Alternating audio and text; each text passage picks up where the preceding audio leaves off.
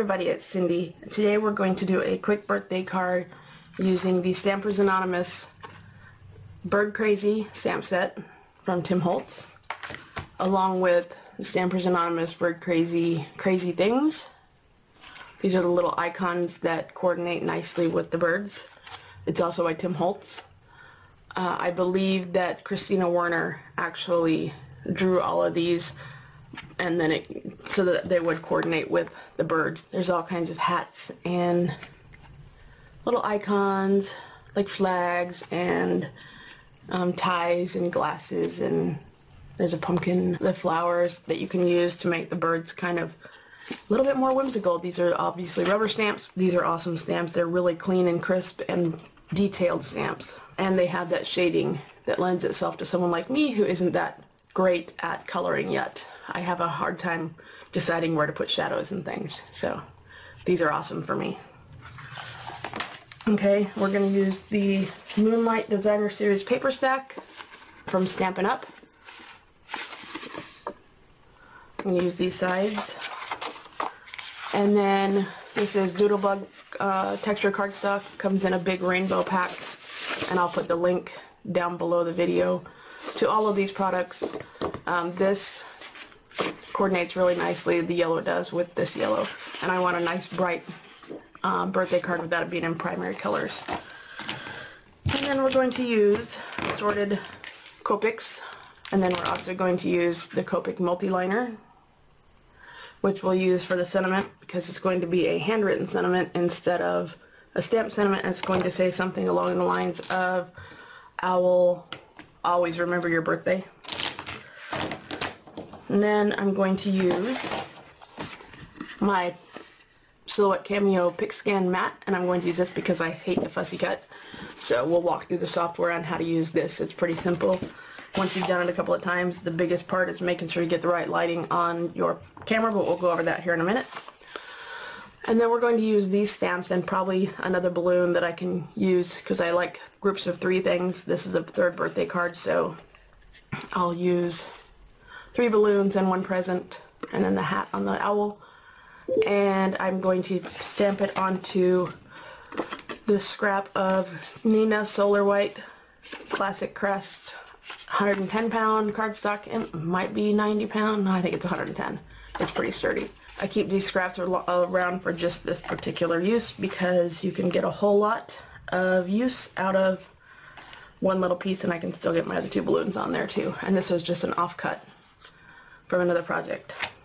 So that's it. We're going to go ahead. We'll get started by stamping the images on here and start coloring after we cut them out using the PixScan mat. So now we're going to go ahead and stamp the images that I chose for this card, and it's going to be 2 balloons, and I'll actually stamp one of these twice, probably this one, so that I get 3, and then because it's going to say 1, 2, 3, and then the hat and the present. And I picked out a slightly larger scrap of the Neenah Solar White cardstock so that I could stamp everything twice and cut it out. That way if I make a mistake when I'm coloring, I'm covered. So I'll get these out of the way. I'm going to stamp each one of them. This one is going to get stamped to 4 times because I'm going to use this one twice on the card. And I'm just going to use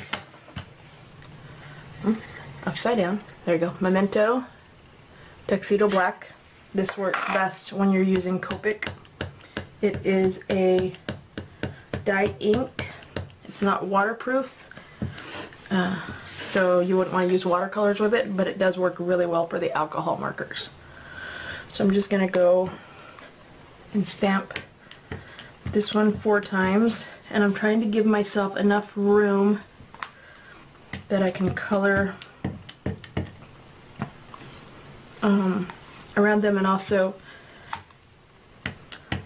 cut them out easily with the PixScan mat when I'm done stamping them. So I need that one 4 times. Let me grab a baby wipe here. Okay, there's one of them. And then I'm going to go ahead and stamp the rest of them. This one is only going to get stamped twice.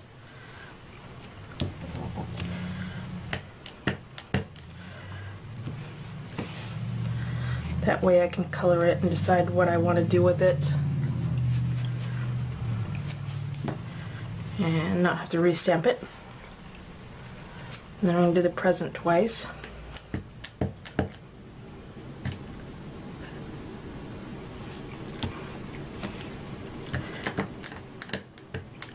And as you can see, this is really great. A crisp, clean image that has that cross-hatching to give you the illusion of shadowing, and it also really helps when you're coloring with Copics to give you the idea of where to place a shadow. Okay, and there's the hat. I'll do 2 of those. And the good thing is, if I don't end up needing these to actually use on the card, if I don't make a mistake on one of them, I'll be able to use this. I need to switch out for a bigger block. I'll be able to use this for something else down the road. So on the bigger stamps, I turn it upside down and apply the pad to the stamp instead of the stamp to the pad. Works better. And I'm going to give this a little bit of extra time because it's a larger stamp. After I press down, I'm going to give that a few seconds for the dye ink to soak down into that paper. There he is. And I'm going to do it again. I'm going to re-ink him because it is a bigger stamp. Okay, do the same thing this way.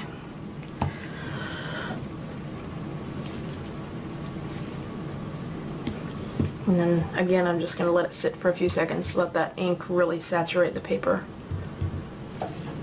And there we go. So now I have 2 birds, 2 hats, 2 presents, and 6 balloons. And I'm only going to use 3 of the balloons and 1 of each of the other images. But I want to have them just in case. Okay. So let me clean this one off. And I can go ahead now. These out of the way, and I can put the birds back away and get those out of the way, and I can put the crazy things away.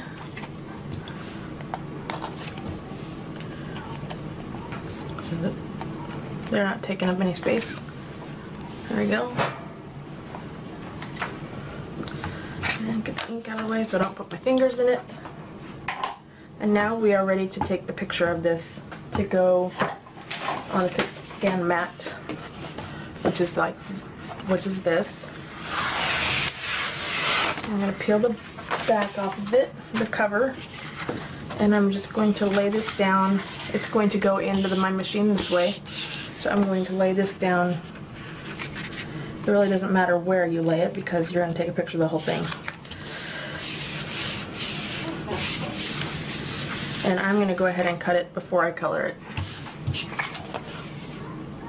Okay, so the main thing you do when you do the PixScan mat is you want to take a picture of the whole mat. You have to have the little registration marks all the way around in the picture, and you have to have fairly decent lighting.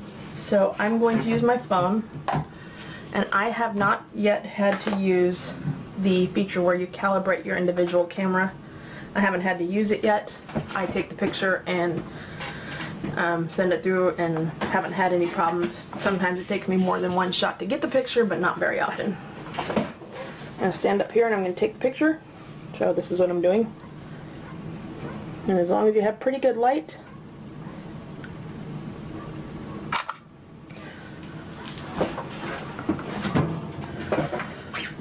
the machine should recognize it. And we're going to stop and I'm going to pull it up on the computer. Okay, so now we're going to import the photo that we just took of the stamped image on the PixScan mat. So to do that, we're going to go up here to the PixScan icon, and keep in mind I am working with Designer Edition version 3.3. I'm not sure exactly what the rules are as far as whether you have to have a Designer Edition in order to get the PixScan mat function. I'm not entirely sure. I'll try to put a link down to the features that are included in the Designer Edition versus the Standard Edition if I remember. But I do have version 3 and I do have designer edition. So if you don't see that PixScan matte image, the little icon up there, then you probably have to have designer edition if you're running off the basic edition.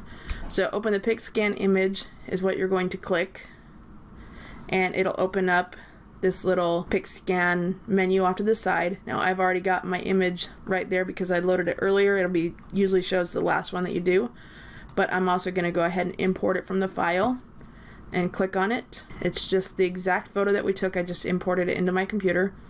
I'm going to click open, and it's going to take a few seconds. It kind of does something to load the image in the background that you don't see, and then it's going to open this little box that says no calibration profile can be found unless you've already set up calibration profile for your particular camera.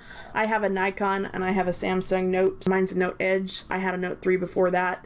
I never had to set up a calibration profile for either of those, and I use them pretty much interchangeably. I also use my daughter's iPhone.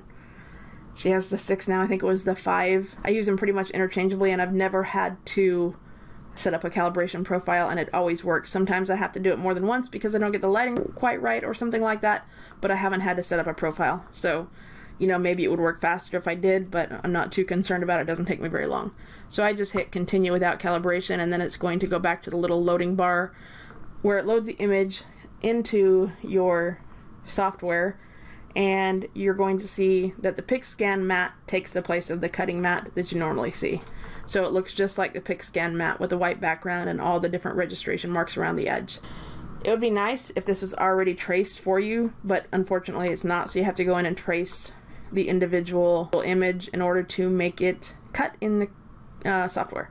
So you're just going to go to the trace window. It doesn't take very long. Hit select trace area. It's a little green and yellow box. And I'm going to drag it around just the part that has my images. And then I'm going to uncheck high pass filter, and then I'm going to bump up the threshold a little bit until it gets to where they look pretty solid without any noise showing around the edge. And what I mean by noise is the yellow stuff that's showing right now, that's noise. I'm just going to back that off until I can't see it anymore, but these edges look a little bit thicker, and then I'm going to hit trace. So now everything turns red that is ready to be traced. The only thing we want is the outside edges of each of these. So I'm going to click away and then click in, and I'm going to move the cut file part of it off. All I did was grab it and drag it away, and I want only the individual outside edges. So to get to those, right now it's all one solid piece. To get to the individual outside drawings, I'm going to right click, I'm going to hit release compound path, and then I'm going to click away from it. And then I can go in and I can grab just the outside image. So I'm going to get that one. I just want the outline. I don't want that piece. I want this piece. I want that piece. And not that. That piece. And I'm just going to drag them into another place and keep them kind of in order. It doesn't really matter because you know where they're going to go. I'm just dragging all of the outside outline image edges away. So, and see, that one's got a lot of noise in it. I'm not going to be too worried about that because I'm going to do an offset on each of these. And I'm going to drag the outline of the package there, and then the outline of this bird. And then all I'm going to do is draw a big box around all these little details that I don't want to use, and I'm going to delete those. So now I'm left with the outlines of each of those and nothing else. But I don't want to cut directly around the edge of these. I want there to be a slight border. So I'm going to hit offset. You can either right click and hit offset, or you can come down here and click on the little bullseye image. And then I'm going to change mine to 0.0625, and I'm going to drag out that middle image and delete it because I want a slight offset of white around my stamped image in order to give each one of the images the color, make them pop just a little bit and stand out away from the background of my card. So I'm going to continue to do that through all of these. I'm not going to bore you with that, but that's all you're going to do. I'll do one more for you so you see what it does. Offset, change this to 0.0625, which is 1/16, and hit apply. Drag out the inside, delete the inside image, and drag the offset image back around. Nothing to it. Now for these, for the owls, I'm going to go ahead and offset it same way, 0.0625, apply, and take out that inside image. So you get a much simpler one, but I'm left with this little weird thing, so I'm going to release a compound path and then delete that.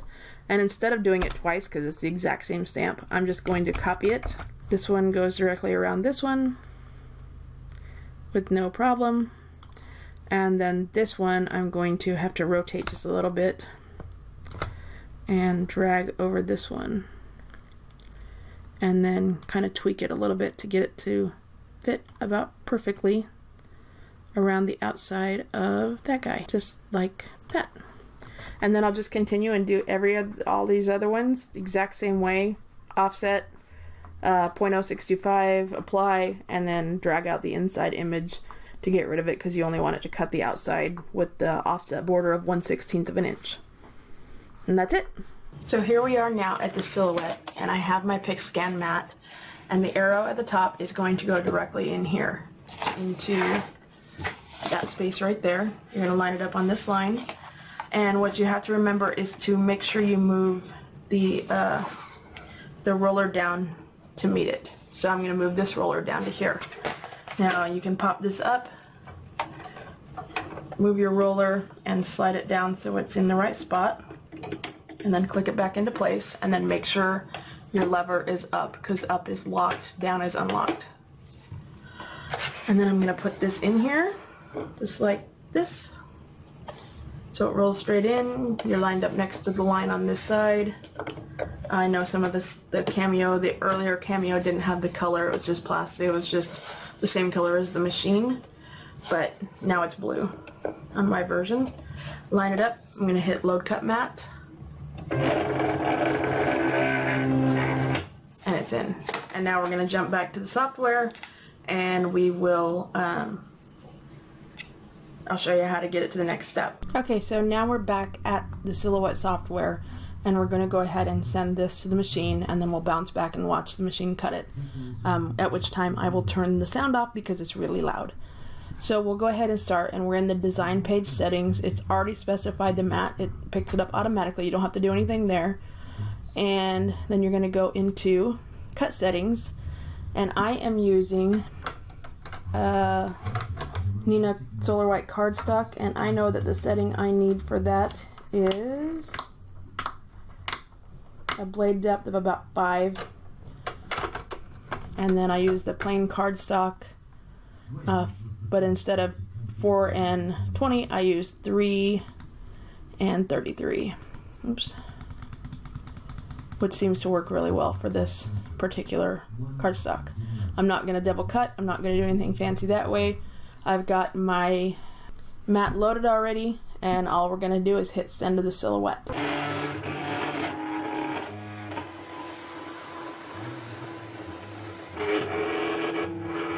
So now the machine is registering. I'm going to try to talk between the noise.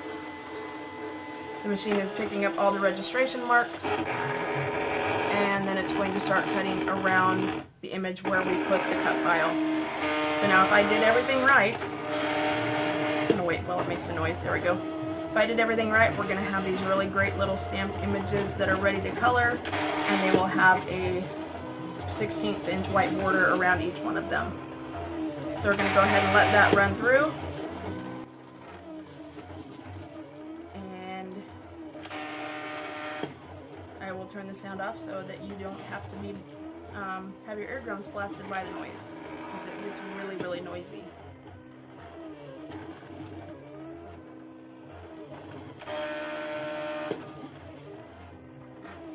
Now we're done, and we're going to go ahead and hit unload and see what we came up with.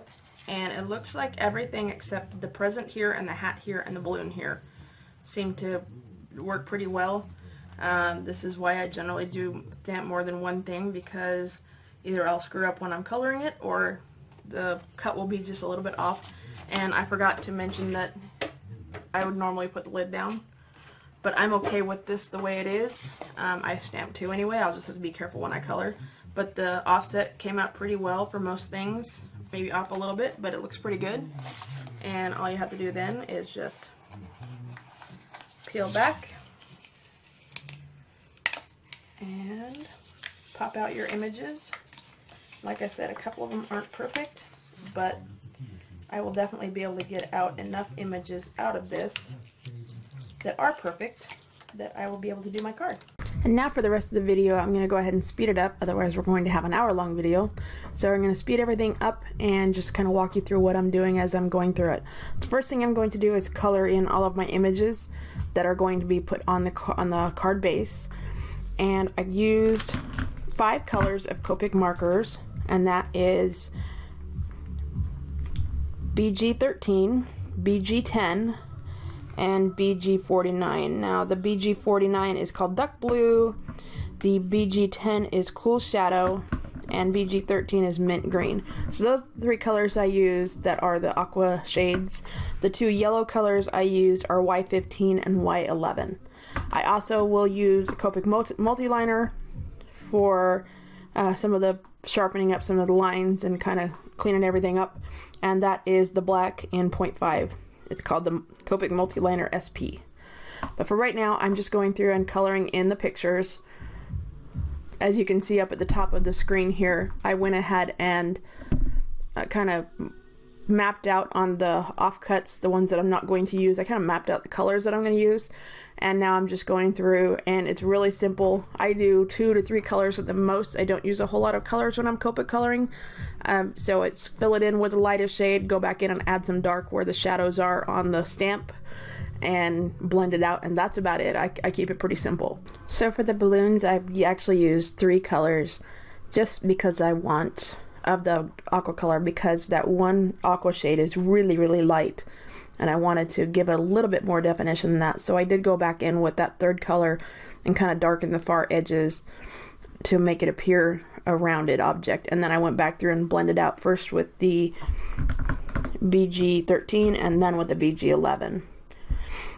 I kept the hat really simple, just the 2 colors of yellow, and then filled in the spots with the light color of green. I think I used BG13 on that. And the owl, I used the same colors, which is kind of unusual. You don't usually see owls that are yellow and aqua, but I wanted him to definitely match the front of the card. So I used the 2 colors of yellow on his belly, and then on his wings and his head, I'm going to use the aqua colors, and then for his eyes are also the yellow. And then the beak, I just used the darkest yellow color, and because it's so small, it's such a small detail, I didn't bother to do any kind of shading or find a darker yellow to go with that. I just left it the 1 color. Now for the head, around the outside edges, I used the medium color and then went back in with just a little touch of the dark color, the BG49. I didn't do the 3 colors on there because I think that would have just been too small of a contrast between the face and the head. So I used just the 2 darker colors instead of the 3 colors.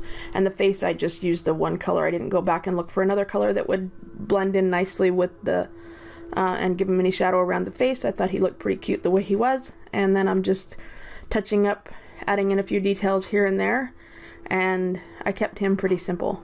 Once I get all of the details put in as I like it on the front of the owl, then I'm going to begin to lay it out, kind of decide how I want the front of the card to look. I've got a general idea in my head, but that never works to the very end. I always end up changing something up. But first I have to get my card base ready, and to do that I am going to trim down those 2 pieces of pattern paper from Stampin' Up that I had picked out to match these colors for the birds. And I'm going to trim it down so it fits on the front of a 5.5 by 4 1/4 card base, and the back layer will be 5 1/4 by 4, and then the front layer will be 5 by 3.75. I'll go ahead and score my card base at 5.5 to make a top folding longer card, and then I'll glue down the pattern paper and then start adding in the elements that I want in the front. So the balloons, the present, the bird.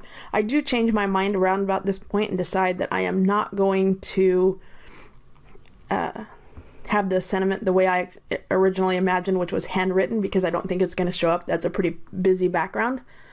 Instead, I'm going to stamp the sentiment on the top front, kind of in the upper right hand corner that's a little bit blank.